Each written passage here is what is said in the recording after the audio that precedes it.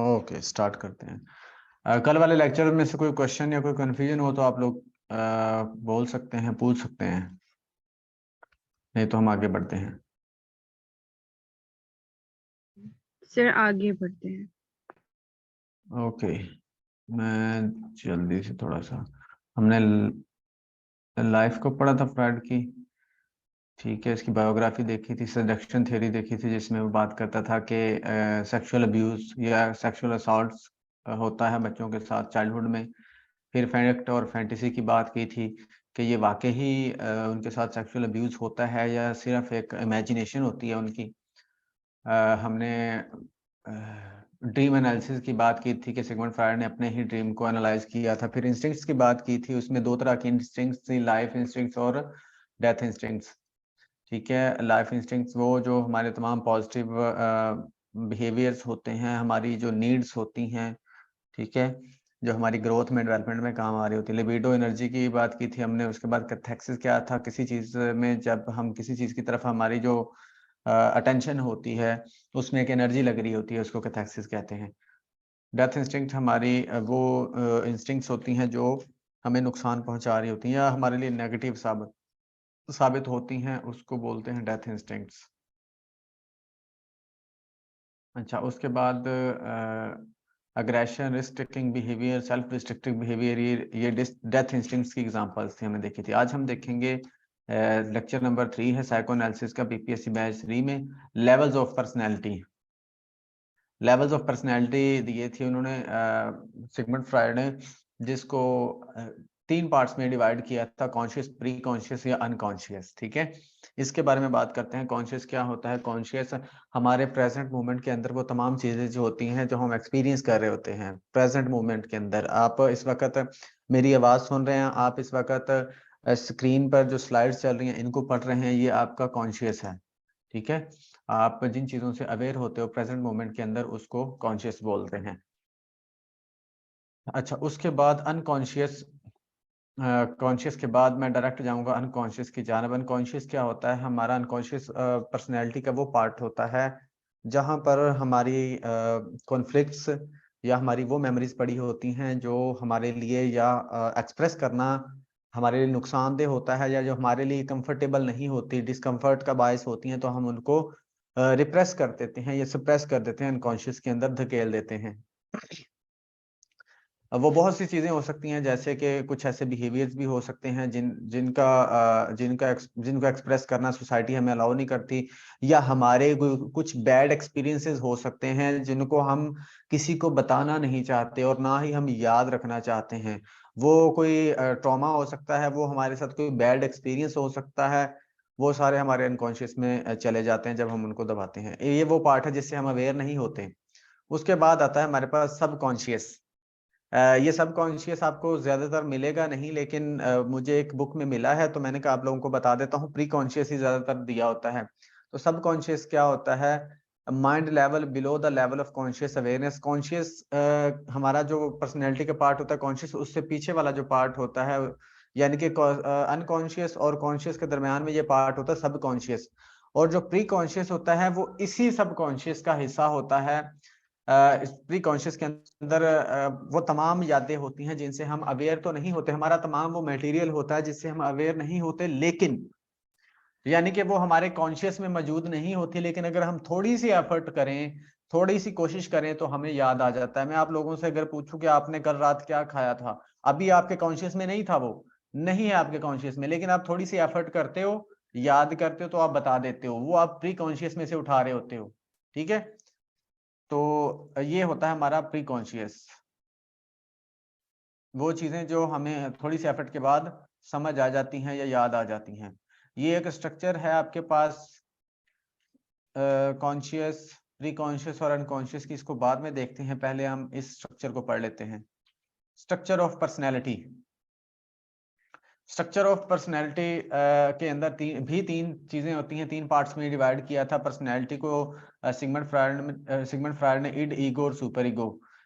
तो सबसे पहले देखते हैं इड क्या होता है। इड क्या होता है? The Freud aspect of personality allied with the instincts, the source of psychic energy, जो कि हमारी इंस्टिंक्ट्स के साथ बेसिकली अलाइड होती है। The id operates according to the player principal.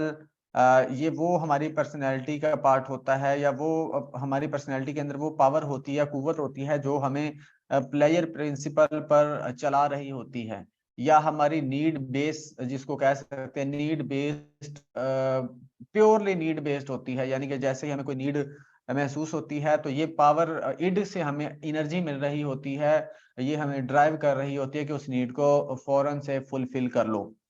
Eight birth the entire mind consist of only it. बच्चा जब, ये इंपॉर्टेंट चीज है, कॉन्सेप्चुअल चीज है, याद रखिएगा।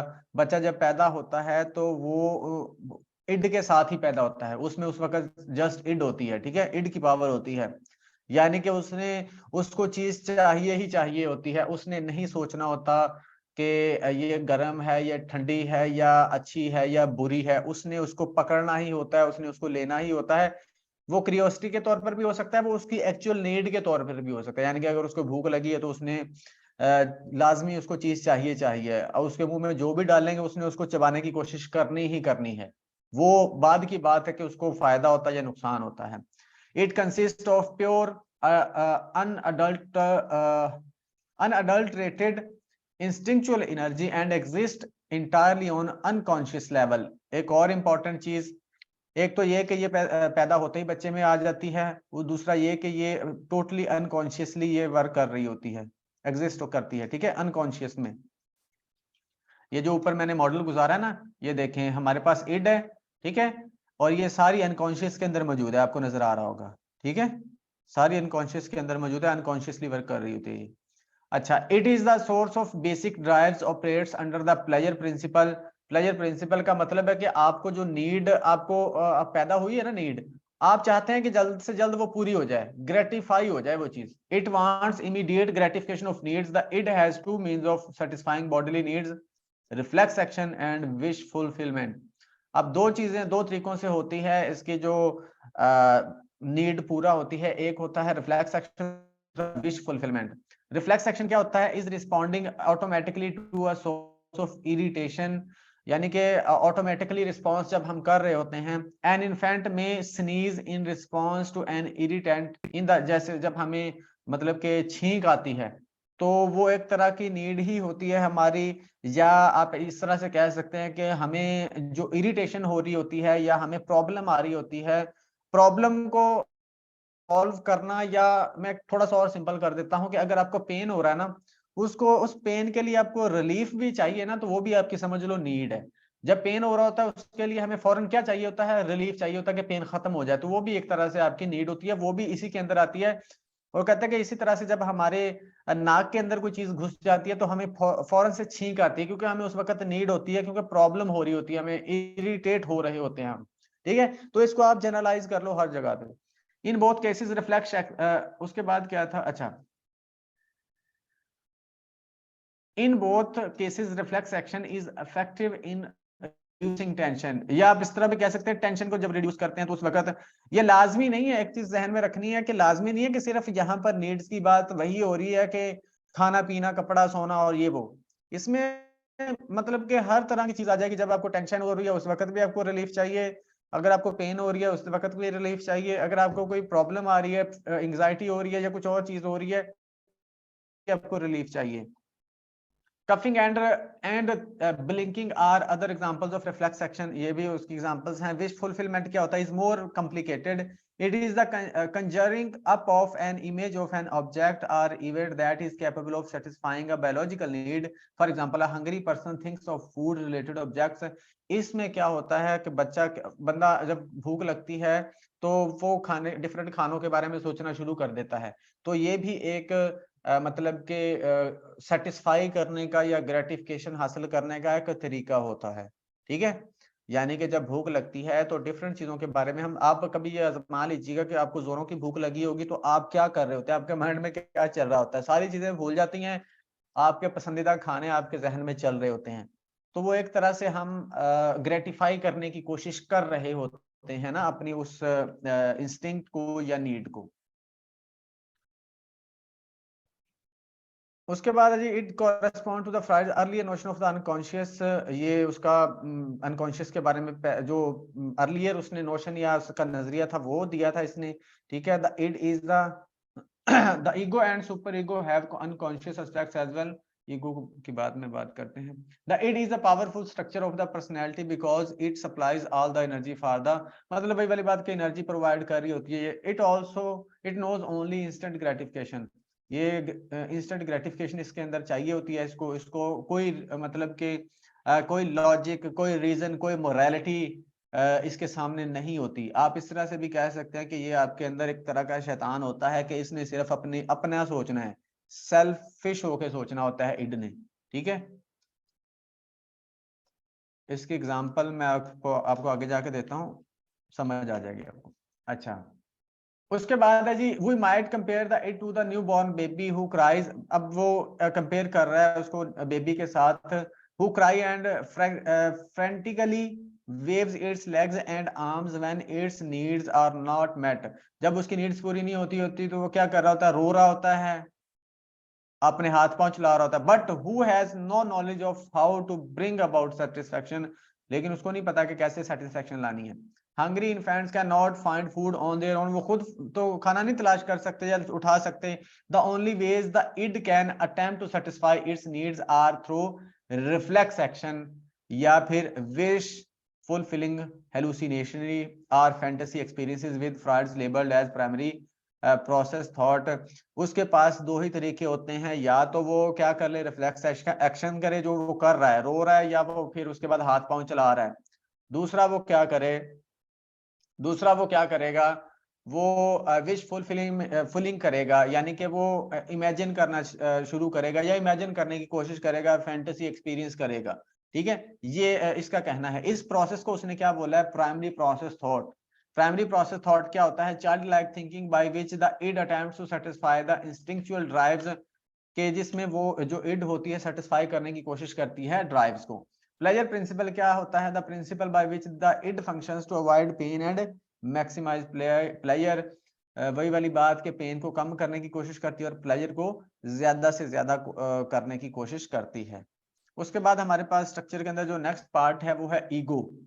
सेकंड पार्ट है the fried the rational aspects of the personality responsible for directing and controlling the instincts according to the reality principle। ये बेसिकली रियलिटी प्रिंसिपल पर काम कर रही होती है। इसने सोसाइटी को भी देखना होता है, इसने रियलिटी को भी देखना होता है और इसने नीड को भी देखना होता है। इसने आप कह सकते हैं कि सुपर ईगो के भी देखना होता है जो मोरालिटी प्रिंसिपल पर काम करता है। ठीक है, अच्छा, उसके बाद ego begins to develop during the first 3 years। पहले 3 सालों में ये डेवलप हो जाती है। ठीक है, ego function in the conscious, pre conscious and unconscious, ये तीनों पार्ट्स में काम कर रही होती है।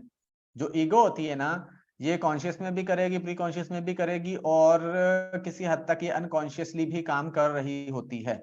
ठीक है, ईगो जो होती है तीनों पार्ट्स में ये यानी कि तीनों लेवल पे या कह सकते हैं तीनों जगह पर काम कर रही होती है कॉन्शियस के।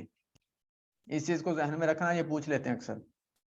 अच्छा, mediates the link of the self with the outside world, ये मीडिएट करने की कोशिश करती है एक तो इड और दूसरा इन्वायरमेंट के दरमियान में।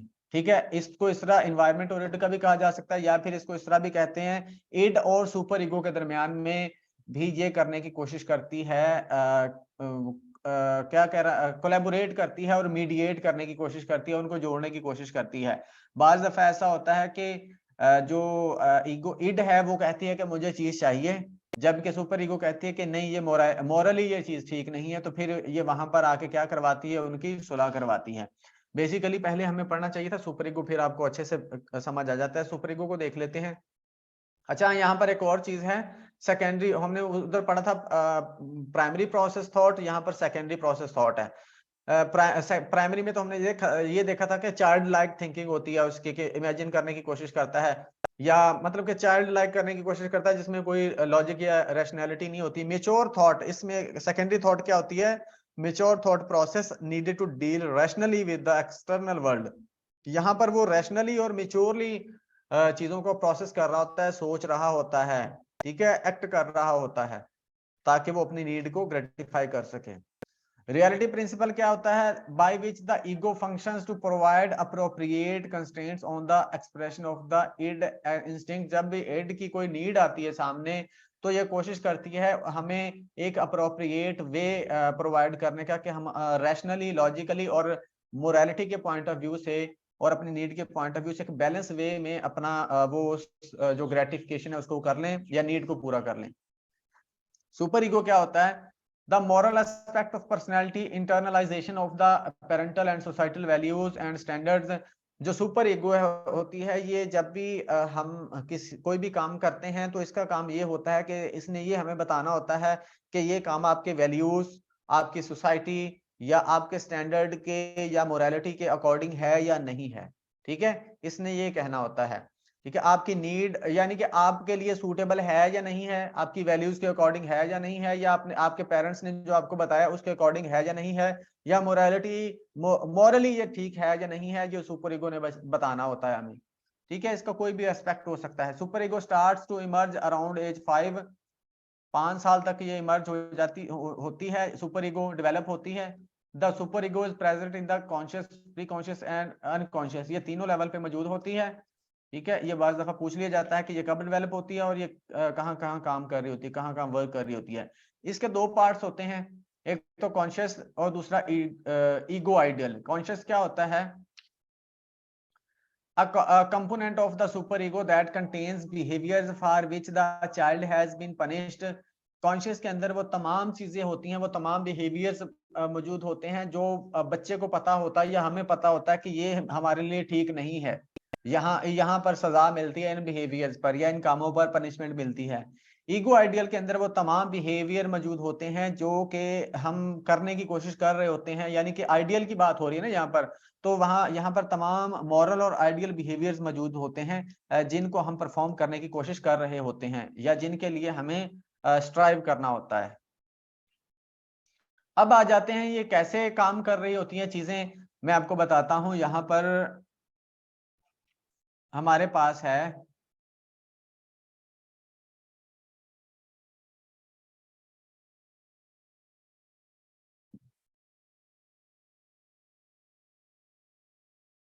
एक मिनट रुकें, ये एग्जांपल मैं आपको एग्जांपल दूसरे वाली देता हूँ, शायद मैं एग्जांपल चेंज करना भूल गया।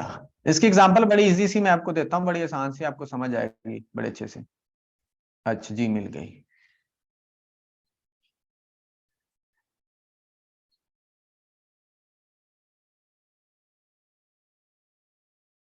एक मिनट रुकें जरा।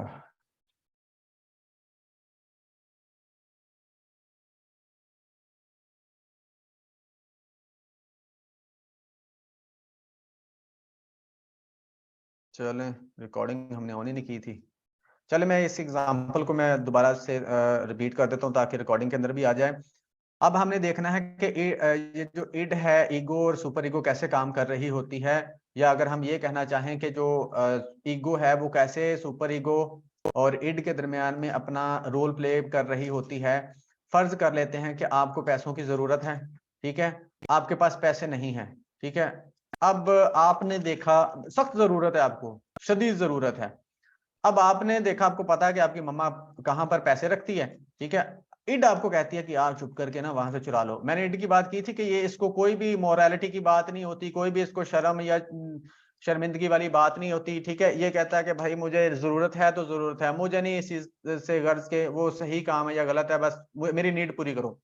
अच्छा, अब इड बोलेगी कि वहां से पैसे चुरा लो, किसी को क्या पता चलेगा। सुपर ईगो फौरन वहां पर बीच में कूद पड़ती है कि नहीं भाई ये मॉरली ठीक नहीं है, तू तेरे मुंह पे ऐसी पड़ती है बात कि तू चोरी करे। ठीक है, पढ़ा लिखा बंदा या बंदी हो, शर्म नहीं आएगी चोरी करते हुए, तो फिर वहां पर ईगो आती है। अब दोनों में यहाँ पर कॉन्फ्लिक्ट हो रहा होता है। अगर एक और अहम बात यहाँ पर मैं बता दूं, अगर इड और ईगो में कॉन्फ्लिक्ट हो जाए ना, शदीद कॉन्फ्लिक्ट हो जाए और ये सॉल्व ना करवा पाए ईगो, तो फिर बंदा एंग्जाइटी की तरफ चला जाता है। ठीक है, फिर हमें डिफेंस यूज करना पड़ते हैं।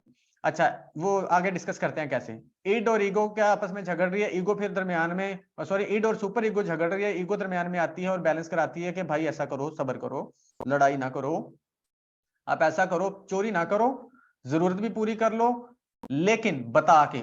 अपनी अम्मी से उधार ले लो, भाई से उधार ले लो, बहन से उधार ले लो, दोस्त से उधार ले लो, उसको बोलो हम मैं बाद में वापस कर दूंगी, मुझे दे दो। इस तरह वो इड को भी सेटिस्फाई कर देती है और सुपर ईगो को भी सेटिस्फाई कर देती है, और एक अच्छा ऑल्टरनेटिव पॉजिटिव ऑल्टरनेटिव आपको प्रोवाइड कर देती है। इस तरह से ये तीनों चीजें काम कर रही होती हैं।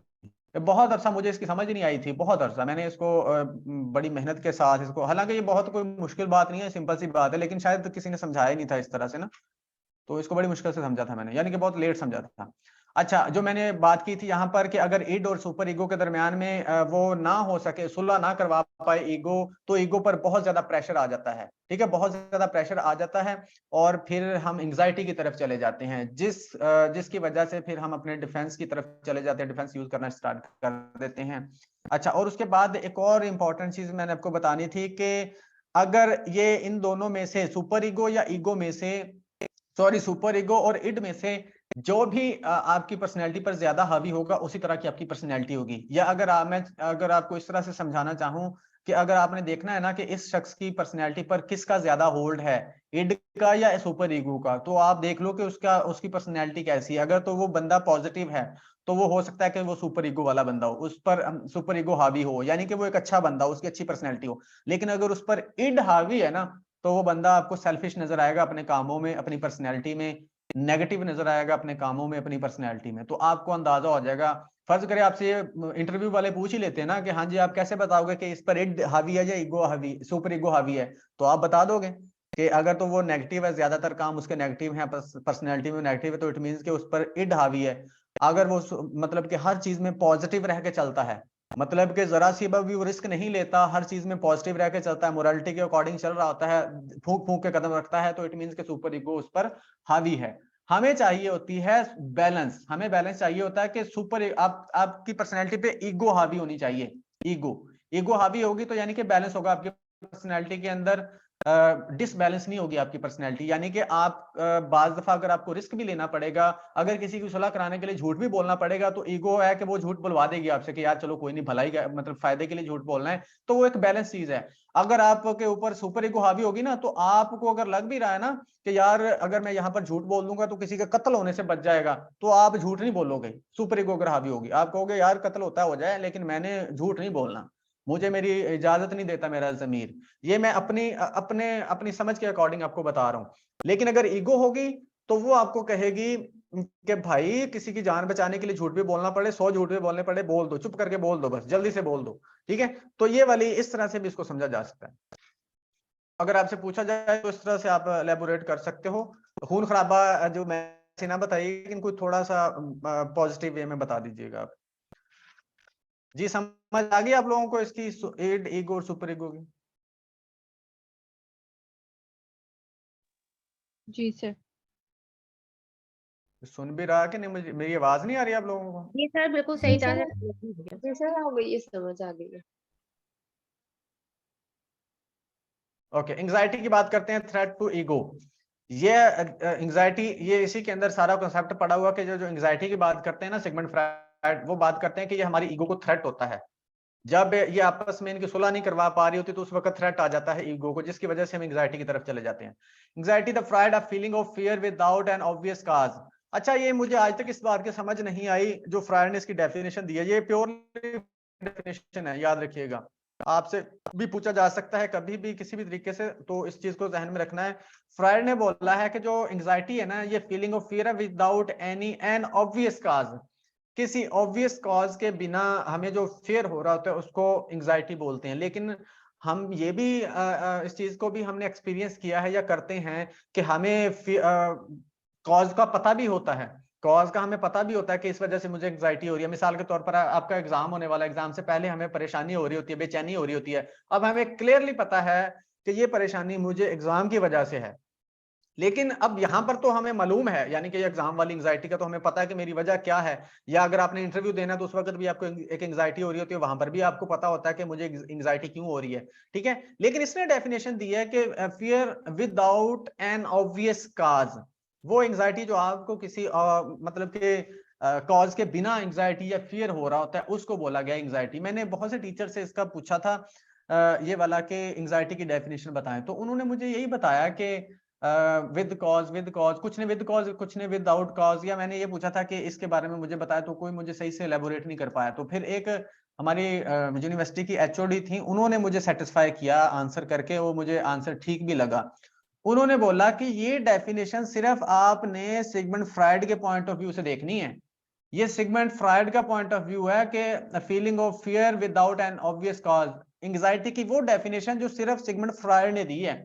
लाजमी नहीं कि सारी डेफिनेशंस इसके साथ मैच कर रही हूं, ठीक है।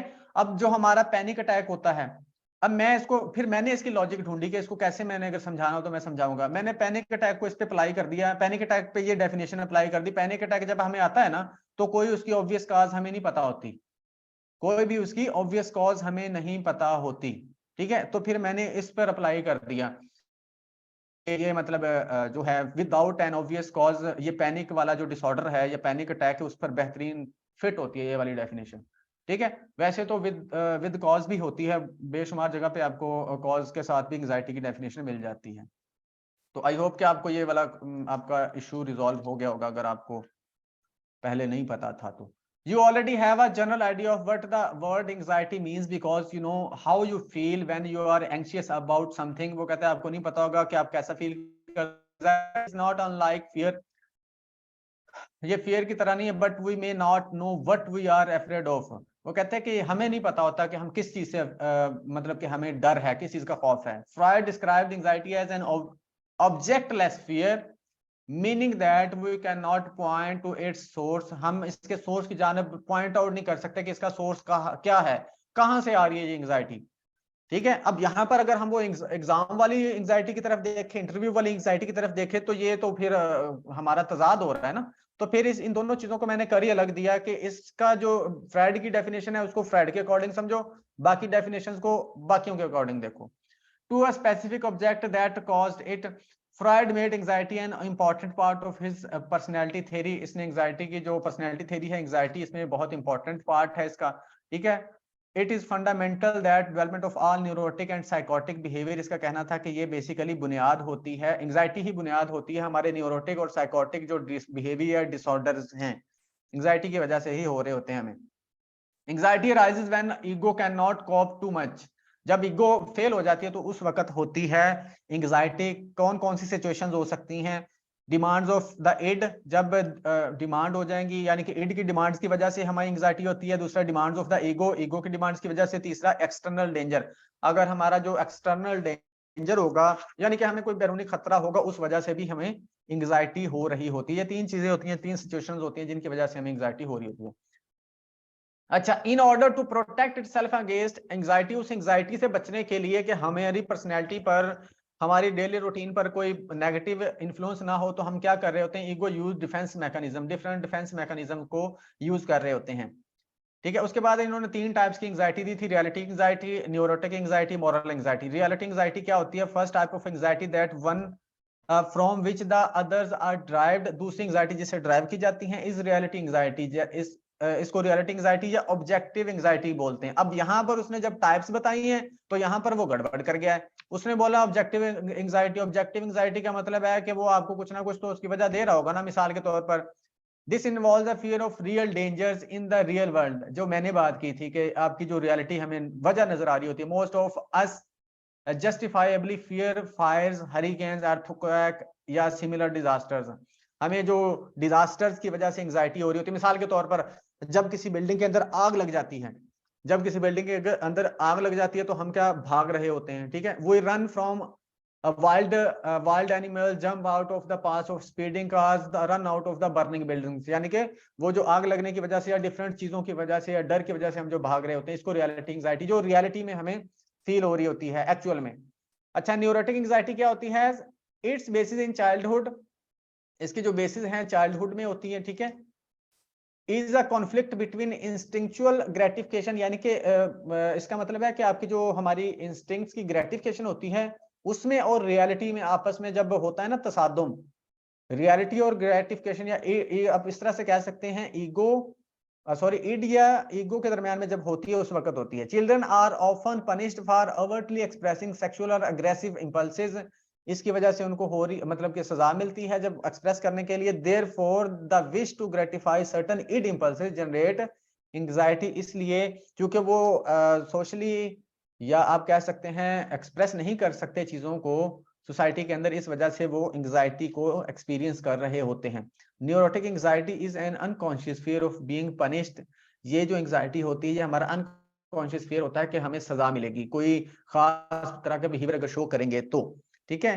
किसी अनकॉन्शियस हमारा जो फियर होता है उसकी वजह से जो एंग्जाइटी या वो वाली जो डर होता है उसको न्यूरोटिक एंग्जाइटी बोलते हैं। अच्छा, note that the fear is not of the instincts itself, instincts नहीं होती, but of what might happen as a result of gratifying the instincts. ये वो इंस्टिंक्ट जो हमारी माइंड में क्रिएट हो रही होती हैं वो एंग्जाइटी नहीं होती बेसिकली। वो कहते हैं कि उनको ग्रेटिफाई करने की रिजल्ट में हमारे साथ जो होना होता है ना उसका डर होता है, उस चीज का डर। मिसाल के तौर पर सेक्सुअल अर्ज आई है या कोई ऐसी नीड आई है जिसमें चोरी करनी है हमने, अब हमें पता है कि चोरी करेंगे तो उसका रिजल्ट क्या निकलेगा, तो वो जो खौफ है ना वो न्यूरोटिक एंग्जाइटी। मॉरल एंग्जाइटी क्या होता है, जब आपका जो moral anxiety result from the conflict between id and super ego, जब इड और सुपर ईगो के दरमियान में कॉन्फ्लिक्ट हाई हो जाता है ना, उस वक्त जो एंग्जाइटी क्रिएट होती है उसको बोलते हैं मॉरल एंग्जाइटी। अच्छा, पर्पस फॉर एंग्जाइटी क्या होता है, यहाँ पर इंटरेस्टिंग चीज है कि एंग्जाइटी का पर्पस बेसिकली होता है हमें बचाना ही होता है, हमें प्रोटेक्ट करना ही होता है। कैसे देखते हैं, anxiety serves as a warning to person that something is amiss within the personality. Anxiety हमें बता रही होती है कि यार कुछ नेगेटिव चल रहा है, कुछ नेगेटिव या होने वाला है, कोई ऐसी गड़बड़ है जो मेरे लिए ठीक नहीं है। तो वो इसका मतलब है कि ये हमारे लिए ठीक भी होती है। Anxiety induces tension in the organism and दस बिकम्स अ ड्राइव। ये हमारे अंदर एक मतलब कि टेंशन क्रिएट कर देती है और हमें ड्राइव कर देती है, जिससे हमें पता चल जाता है कि इस वक्त हमें किस चीज की नीड है। या तो हमें खतरे से आगाह कर देती है, या फिर हमें नीड से आगाह कर देती है, या हमें फिर कोई बैड एक्सपीरियंसेस होने लगता है उससे आगाह कर देती है, कोई भी चीज हो सकती है।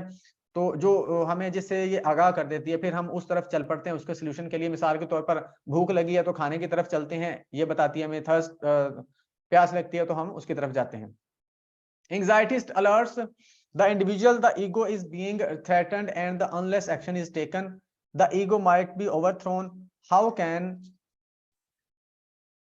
can ego protect or defend itself? There are number of options running। वही वाली बात है कि कैसे प्रोटेक्ट करेगी, फिर वो बताता है कि डिफरेंट टेक्निक्स होते हैं जिसको डिफेंस मैकेनिज्म्स बोला जाता है। डिफेंस मैकेनिज्म अब हम नीचे देखेंगे क्या होते हैं। यहां तक कोई किसी का कोई कंफ्यूजन है तो बताएं।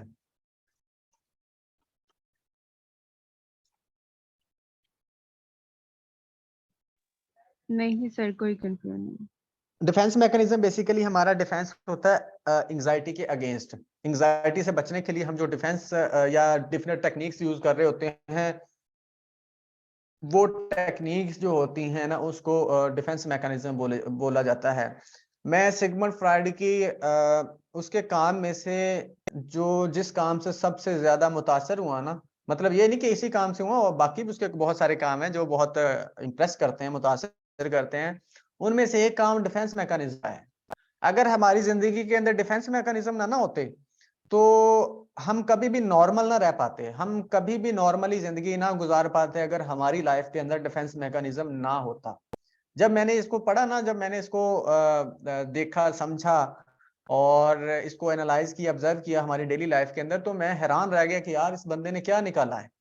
मतलब कि इस बंदे ने क्या डिस्कवरी की है कि यार ये हम कैसे चीजों को अपनी एंग्जाइटी को या डर को या खौफ को दबा रहे होते हैं डेली लाइफ के अंदर, और नॉर्मल रहने के लिए कर रहे होते हैं ये। अगर हम ये डिफेंस मैकेनिज्म यूज ना करें तो हम नॉर्मल ना रह पाए। ठीक है, तो इस हिसाब से इसको देखते हैं, समझते हैं। Strategies the ego used to defend itself against anxiety provoked by conflict of everyday life। everyday life के अंदर हमारे जो conflict provoke करते हैं या उठते हैं उनको खत्म करने के लिए हम ये यूज करते हैं।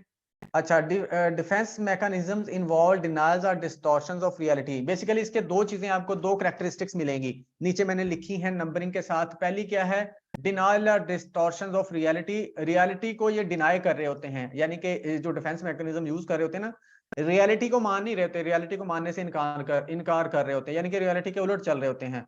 अगर आपका अचानक किसी की डेथ हो गई तो हम उसको मानने से इनकार कर देते हैं, क्योंकि हमें पता होता है कि इसमें हमारा नुकसान है, या हमें मतलब कि हमें झटका लग रहा होता है, या हमें लग रहा होता है कि मेंटली मैं ठीक नहीं रह पाऊंगा, तो हम उसको डिनाई करने की कोशिश करते हैं। या ऐसे एक्सपीरियंसेस, इसको थोड़ा और सिंपल कर देता हूँ कि ऐसे एक्सपीरियंसेस जो हमारे लिए या तो हम किसी को बताना नहीं चाहते हैं, या हमारे लिए अपने लिए अजियत का बायस होते हैं उनको बार बार याद करना, तो हम क्या करते हैं, उसको डिनाई करने की कोशिश करते हैं, बैलेंस करने की कोशिश करते हैं लॉजिक दे के, रैशनैलिटी के साथ, या सप्रेशन के साथ, या रिग्रेशन के साथ, किसी भी तरीके से। अच्छा, दूसरा इसकी कैरेक्टरिस्टिक्स क्या होगी, ऑपरेट अनकॉन्शियसली। एक ये भी क्वेश्चन पूछा गया था पिछले दिनों के, जो डिफेंस मैकेनिज्म है वो कॉन्शियसली ऑपरेट हो रहे होते हैं या अनकॉन्शियसली। तो याद रखिएगा, एक तो ये रियलिटी को डिस्टॉर्ट कर रहे होते हैं, डिनाई कर रहे होते हैं, दूसरा ये अनकॉन्शियसली ऑपरेट हो रहे होते हैं। कॉन्शियसली हम डिफेंस मैकेनिज्म ऑपरेट नहीं करते अक्सर, क्योंकि अगर हम कॉन्शियसली करेंगे ना, तो फिर हम फिर भी हम नॉर्मल नहीं रह पाएंगे। ये मैंने बात कहीं से पढ़ी थी कि अगर हम इसको कॉन्शियसली अप्लाई करने की कोशिश करेंगे ना, तो भी हम वो नहीं रह पाएंगे नॉर्मल, क्योंकि हमें पता होगा कि यार रियलिटी क्या है, मैं जानबूझ के इसको डिनाई कर रहा हूं, तो भी वो कहते हैं कि हमारे लिए इशू होगा। तो अनकॉन्शियसली ही ऑपरेट हो रहे होते हैं। अगर आपसे ये इस तरह क्वेश्चन पूछा जाए, तो आप इसका आंसर कर सकते हैं कि ये क्यों अनकॉन्शियसली ऑपरेट होते हैं, कॉन्शियसली क्यों नहीं हो सकते। तो कॉन्शियसली बिल्कुल हो सकते हैं। कॉन्शियसली तो इट मीन्स कि हम खुद करेंगे ना, हो सकते हैं, लेकिन ये है कि वो इतने इफेक्टिव नहीं होंगे। ठीक है। अच्छा जी, अब आ जाते हैं different types of defence mechanisms, जो कि मैंने निकाले हैं। मुझे अब तक जो मिले हैं, टोटल 30 मिले हैं। आपने शायद 8-10 ही पढ़े होंगे ज्यादा, लेकिन मैंने 30 निकाले हैं, 30 मिले हैं मुझे। 30 बड़ी ही अच्छी डेफिनेशंस, बड़ी आसान डेफिनेशंस के साथ मैंने लिखे हैं, विद एग्जांपल्स। और एग्जांपल भी 2-2, 3-3, 4-4 एग्जांपल्स हैं। ठीक है। तो आपको मजा आएगा पढ़ के, और आप देखेंगे कि हम डेली लाइफ के अंदर कैसे इसको अप्लाई कर रहे होते हैं अपनी जिंदगियों के अंदर, है ना, अपनी जिंदगियों में कैसे हम देख रहे होते हैं। अगर तो आप लोग इसको खुद पढ़ लोगे तो मैं नोट सेंड कर दूंगा, अगर नहीं तो फिर हम इसको कल पढ़ेंगे, क्योंकि टाइम अब हमारा पूरा हो चुका है। आप बता दें, अगर तो आप खुद पढ़ लोगे तो मैं आपको नोट सेंड कर देता हूँ, ये कल शामिल नहीं होंगे। लेकिन अगर आप कहते हैं कि हम पढ़ें, तो फिर कल इसको यहीं से स्टार्ट करेंगे। बता दें। सर आई थिंक अब पढ़ा लें, क्योंकि हम अक्सर याद।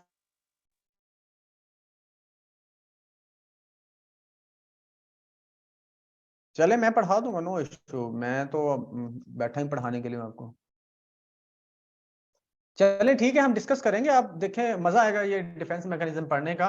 और देखिए, आप डेली लाइफ या डेली आप कितनी दफा यूज कर रहे होते हैं इन चीजों को ना, अक्सर हम इसको यूज कर रहे होते हैं। तो कल इंशाल्लाह हम देखेंगे। और एक और चीज आपको बताऊं कि बाज दफा ना, बहुत दफा आपके छोटे बहन भाई यूज कर रहे होंगे, आप उनको पकड़ भी सकते हैं कि अब यहाँ पर ये डिफेंस मैकेनिज्म यूज करने की कोशिश कर रहा है, तो आप पकड़ भी सकते हैं उनको कि पुत्र नहीं, ऐसा नहीं होता, ये ऐसे होता है। या मतलब अगर कोई बाद भी बच्चे डिफेंस मैकेनिज्म कर रहे होते, करने के बाद भी यूज कर रहे हैं, हम खुद कर रहे होते हैं। मतलब कि अगर आपको पता होगा ये चीजें कैसे काम करती हैं, तो आप उन ना सीख जाते हैं। कोई क्वेश्चन है तो पूछ सकते हैं आप लोग।